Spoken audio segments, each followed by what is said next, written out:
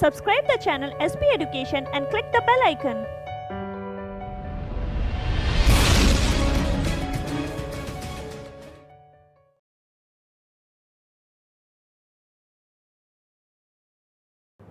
Hello everyone, welcome to our channel SP education. This is Pravagya और अपनी modern history की series जो कि हम लोग बिपिन चंद्रा बुक से कवर कर रहे हैं, उसमें हम लोग प्रीवियस क्लास में आपका first chapter that is decline of Mughal empire complete कर चुके हैं। As I informed in the previous video also कि इन वीडियोस को देखने के बाद आप whether it is Bipin Chandra, Spectrum, आप कोई भी बुक रेफर करेंगे आपको बहुत अच्छे से चीज़ें और कंसेप्ट जो है वो क्लियर होंगे। तो आज हम लोग जो करेंगे उसमें हम लोग सेकेंड चैप्टर का पार्ट लेंगे, जो चैप्टर है Indian state and society, Indian state and society in 18th century, Indian state and society in 18th century. तो पहले थोड़ा सा प्रीवियस क्लास की बातें रिकॉल करते हैं कि हम लोगों ने देखा था डिक्लाइन ऑफ मुगल एम्पायर, किस तरीके से मुगल एम्पायर जो थी वो डिक्लाइन कर रही थी।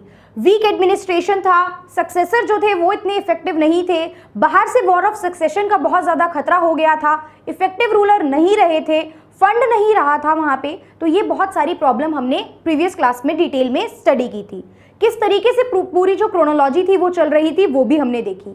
तो जब हम बोल रहे थे पिछली क्लास में कि उन्हें खतरा था बाकी स्टेट से, उनके खुद के कुछ जो लोग थे, गवर्नर्स थे, वो लोग अलग होके अपना अपना सक्सेशन स्टेट बनाने लग गए थे।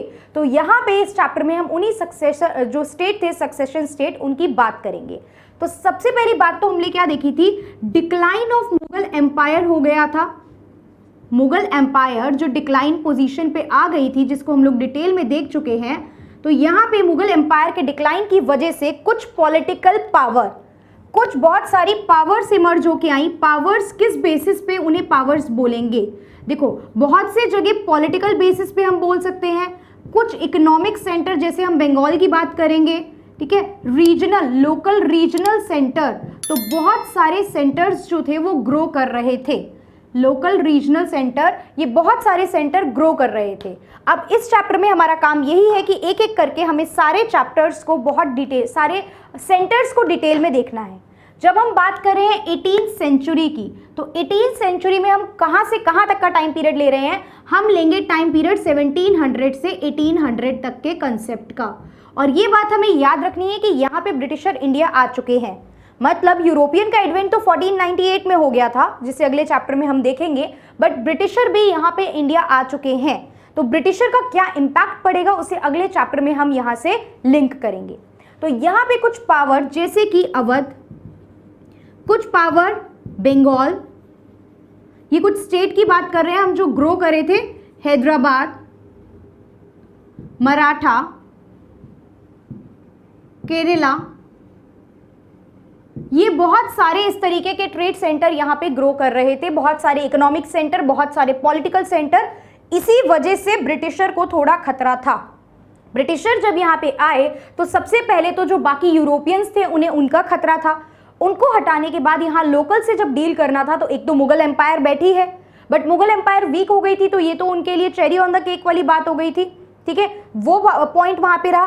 प्लस ये जो ट्रेड सेंटर, ये जो सेंटर्स इमर्ज करके आए, ये जो स्टेट इमर्ज करके आए, ये भी ब्रिटिश एम्पायर के लिए बहुत बड़ा खतरा रहा, विच लेटर ऑन हम लोग देखेंगे कि कैसे उन्होंने इस खतरे को दूर करा। अब ये जो पूरे एम्पायर्स थे इनको टोटल 3 जोन्स में डिवाइड किया गया। जितने भी एम्पायर थे इनको स्टडी के पर्पज से 3 जोन्स में डिवाइड किया गया। अब वो 3 जोन्स कौन कौन से थे अगर हम देखें तो पहले जोन को हमने नाम दिया सक्सेशन स्टेट। पहला जो जोन था वो क्या बोला गया, वो बोला गया सक्सेशन स्टेट। तो सक्सेशन स्टेट क्या थे और फिर कौन कौन से थे ये देखना है। सक्सेशन स्टेट की हम बात करते हैं तो ये वो स्टेट थे जो कि कहीं ना कहीं मुगल एम्पायर के अंडर थे, मुगल एम्पायर के कंट्रोल में थे। यहाँ पे जो पर्सन, जो हेड, जो गवर्नर अपॉइंट किए गए थे वो मुगल एम्पायर ने ही अपॉइंट किए थे, बट लेटर ऑन उन्होंने मुगल एम्पायर से खुद को इंडिपेंडेंट डिक्लेयर करा और अपना कंट्रोल इन स्टेट्स में चलाना स्टार्ट करा। इनमें जो स्टेट आते थे उनमें कुछ नाम हमारे पास हैं, हैदराबाद, अवध एंड बंगाल। हैदराबाद, अवध एंड बंगाल, इन स्टेट के बारे में हम लोग पढ़ेंगे एक एक करके। हैदराबाद, अवध एंड बंगाल। उसके बाद आते थे कुछ स्टेट जिन्हें हम बोल सकते हैं रिबेलियस स्टेट।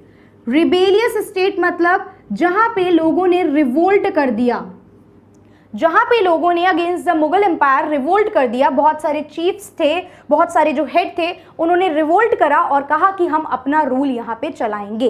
तो यहाँ पे अगर हम स्टेट की बात करें तो यहाँ पे सबसे पहले तो जो बहुत बड़ा सरदर्द बना हुआ था वो था इन लोगों के लिए मराठा एम्पायर। मराठा बहुत ही ज़्यादा स्ट्रॉन्ग और टफ फाइट यहाँ पे दे रहा था। उसके बाद हम बात करेंगे जाट्स की। पंजाब, ये कुछ एरिया, ये कुछ रीजन थे जो क्या थे, रिबेलियस हो रहे थे। बताया था मैंने आपको, बंदा बहादुर नहीं रेडी थे, ठीक है। हमने पिछली क्लास में देखा था ना, हमने गुरु गोविंद सिंह जी के साथ तो एक शांति समझौता टाइप कर लिया था, लेकिन उसके बाद बहादुर शाह फर्स्ट ने बात की थी, लेकिन उसके बाद जैसे ही गुरु गोविंद सिंह जी की डेथ हुई और बंदा बहादुर आए, तो बंदा बहादुर बिल्कुल कोई भी हाईएस्ट मनसब वगैरह लेने को तैयार नहीं थे और वो बिल्कुल मुगल एम्पायर के अगेंस्ट बात कर रहे थे। तो first succession state, then come rebellious state, उसके बाद जो आते हैं वो कुछ अदर्स में हम काउंट करेंगे। थर्ड जोन जो था अदर्स, अदर्स में कौन कौन से एरिया जाते हैं, अदर्स में जाते हैं आपके साउथ ईस्ट का एरिया, देन साउथ वेस्ट का area and then north east का एरिया। ये वो एरियाज थे जहां पे no influence of Mughal was there, यहाँ पे मुगल्स का कोई भी इन्फ्लुएंस नहीं था, यहाँ तक मुगल एम्पायर पहुंची ही नहीं थी, उतना फ्लोरिश ही नहीं कर पाई थी इन एरियाज में। तो ये तीन हमें समझ में आई, succession state, rebellious state and there are some other state also. अब हो क्या रहा था, अब ये जो स्टेट थे देखो पॉलिटिकली तो अलग होंगे, यहाँ पे किसी और का रूल चल रहा है, यहाँ पे किसी और का रूल चल रहा है, प्लस लोकल रीजनल वाइज बोला जाए, लोकल एरिया की एडमिनिस्ट्रेशन के हिसाब से बोला जाए तो भी इन स्टेट में डिफरेंस हमें देखने को मिला।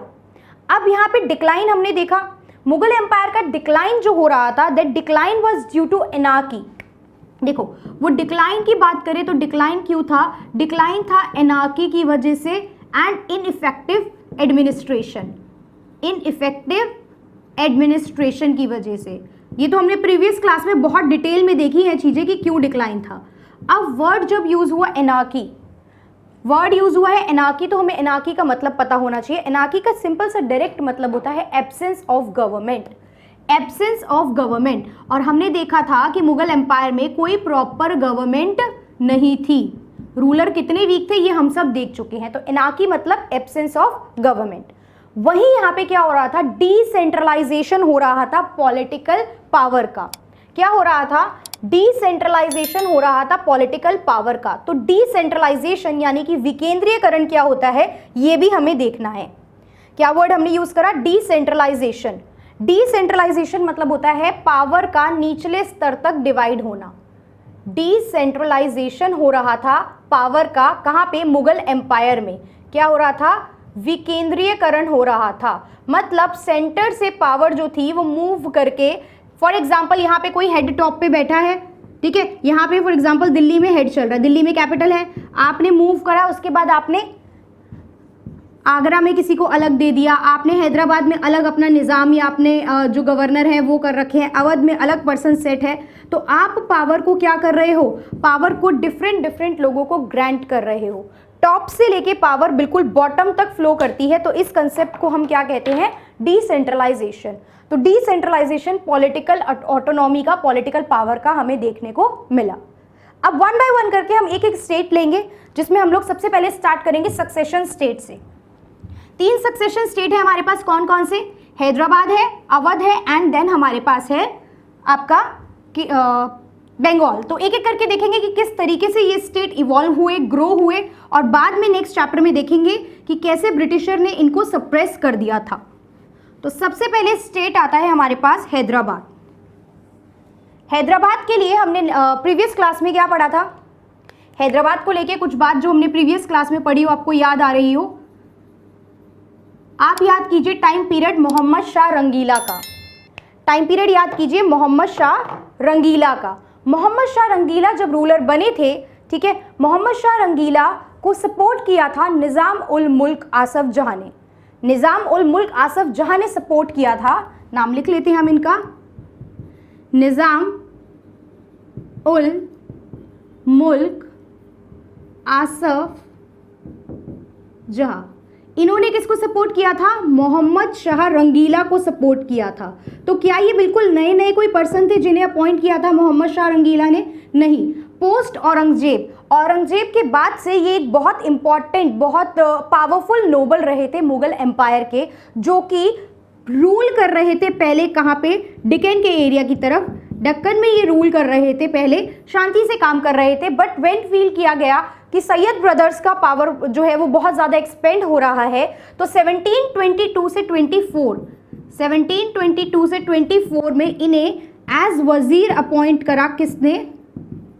अपॉइंटेड एज वजीर बाय द मोहम्मद शाह रंगीला। मोहम्मद शाह रंगीला ने इन्हें एज अ वजीर अपॉइंट किया अपने पास, और इन्होंने ही सैयद ब्रदर को मारने में मोहम्मद शाह रंगीला की हेल्प भी की थी। ठीक है, 24 तक ये वही मुगल एम्पायर में वजीर बनके इन्होंने वही काम किया। बट लेटर ऑन जब ट्रस्ट इशू होने लगे, जब प्रॉब्लम होने लगी, और जिस अथॉरिटी से ये रेवेन्यू में चेंज लाना चाहते थे, एडमिनिस्ट्रेशन में बदलाव लाना चाहते थे, वो सपोर्ट नहीं किए गए, देन इन्होंने क्या करा? इन्होंने वहाँ से लीव लिया, वहाँ से निकले ये 1724 में। इन्होंने सोचा जो मेरी आपके यहाँ डेक्कन वाले एरिया में सुप्रीमेसी है, मैं उसे ही मेंटेन करता हूँ और वहीं पे जाके मैं रूल करूँगा। तो 1724 में ये वापस यहाँ डेक्कन वाले रीजन में आए और इन्होंने एक स्टेट फॉर्म किया जिसका क्या नाम था? हैदराबाद। तो एक तरीके से देखा जाए तो ये हैदराबाद के क्या बोले जाते हैं? फाउंडर बोले जाते हैं। क्या बोले जाते हैं? He is known as the founder of Hyderabad. अब हुआ क्या? फाउंड करने के बाद इन्होंने क्या करा? देखो, इन्होंने कभी भी अपने आप को इंडिपेंडेंट डिक्लेयर नहीं करा मुगल एम्पायर से। ही नेवर से कि मुगल एम्पायर अलग है और ये अलग रूल कर रहे हैं, तो कभी भी इंडिपेंडेंस डिक्लेयर नहीं की, बट ये अपने डिसीजन इंडिपेंडेंटली ही लेते थे। ठीक है, डिक्लेयर नहीं करा independence, never declare independence, but जो डिसीजन लेते थे वो इंडिपेंडेंट होके ही लेते थे। इंडिपेंडेंट होके यानी अगर किसी से लड़ाई लड़नी है, कुछ रेवेन्यू को लेके बदलाव करने हैं, रेवेन्यू को लेके अगर कुछ बदलाव करना है, इन्हें कुछ लड़ाई लड़नी है, तो ये डिसीजन सब खुद ही लेते थे without the permission of the Mughal emperor. Mughal emperor की कोई परमिशन नहीं लेते थे।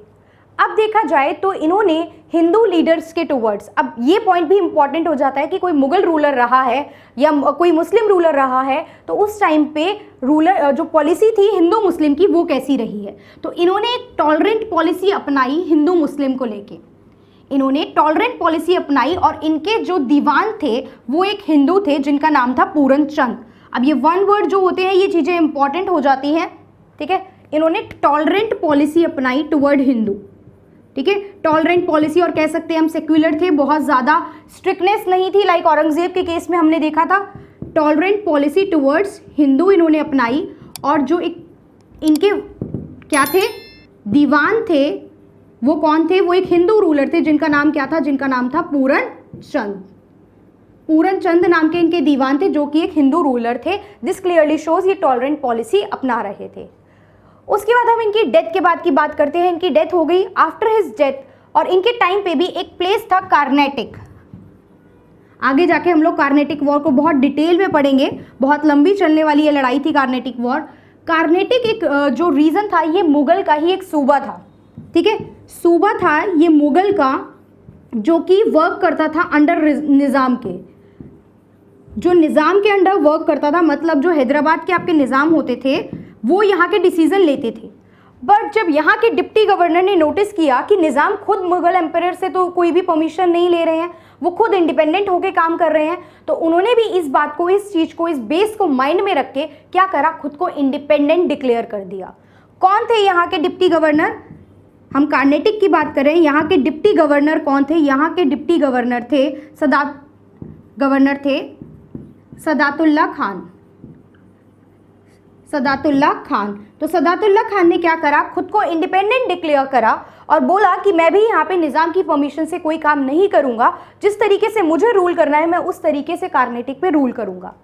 अब यहाँ पे इंडिपेंडेंट डिक्लेयर करने के बाद इन्होंने हेरिडिटरी डिक्लेयर कर दिया। क्या डिक्लेयर कर दिया? अपनी पोस्ट को हेरिडिटरी डिक्लेयर कर दिया। ठीक है, हेरिडिटरी का मतलब क्या होता है कि किसी पर्सन के बाद उसी की फैमिली का सन नहीं तो कोई और नेफ्यू वगैरह रूल करेंगे। तो इन्होंने अपनी पोस्ट को हेरिडिटरी डिक्लेयर करा। ठीक है, हेरिडिटरी के बाद हम लोग क्या देखेंगे कि इन्होंने हेरिडिटरी के फॉर्म में अपने ही नेफ्यू, अपने ही नेफ्यू दोस्त अली, देखो हेरिडिटरी जब भी पोस्ट हो जाती है तो हम नहीं कहेंगे कि वो चीज़ सही होती है, ठीक है। On the basis of rank, on the basis of मतलब काबिलियत और आपकी नॉलेज के बेसिस पे आपको पोस्ट मिलनी चाहिए। हेरिडिटरी ही मिल रही थी, इसलिए मुगल एम्परर का डिक्लाइन आप देखो क्या हुआ था, ठीक है। आप देखोगे जितने भी रूलर आए, जानदार शाह आए, उसके बाद फारूक सियार आए, they all are not very efficient और इफेक्टिव नहीं थे, तभी एम्परर इतना डिक्लाइन गया और पूरी सत्ता हाथ से चली गई। तो जो आपको पोस्ट मिलनी चाहिए वो on the basis of your rank, on the basis of your capability मिलनी चाहिए। बट यहाँ पे इन्होंने हेरिडिटरी डिक्लेयर करा और अपने ही नेफ्यू दोस्त अली को यहाँ पे बिठा दिया इन्होंने आगे डिप्टी गवर्नर की पोस्ट पे, कहाँ के, कार्नेटिक के। तो इस तरीके से ये प्रोसेस चला एंड देन 1740 के बाद से, आफ्टर हिज डेथ ऑल्सो, 1740 के बाद से यहाँ पे एक वॉर स्टार्ट हो गई। वॉर किस चीज़ की? वॉर ऑफ बीइंग निज़ाम, निज़ाम कौन बनेगा, war of being governor, governor की पोस्ट पे कौन बैठेगा, और इसी चीज़ का आगे जाके ब्रिटिशर फ़ायदा उठाएंगे। एक एक करके ब्रिटिशर सारे स्टेट्स को कैप्चर करेंगे। सो वी विल सी कि ब्रिटिशर किस तरीके से इसको कैप्चर करते हैं। तो इस वीडियो में हमने क्या देखा कि किस तरीके से अलग अलग सोसाइटी डेवलप कर रही थी, कौन कौन से पावर्स थे, कौन कौन से इकोनॉमिक, पॉलिटिकल, रीजनल सेंटर थे जो ग्रो कर रहे थे, जिसमें से हम एक एक करके हर वीडियो में एक एक स्टेट के बारे में पढ़ेंगे।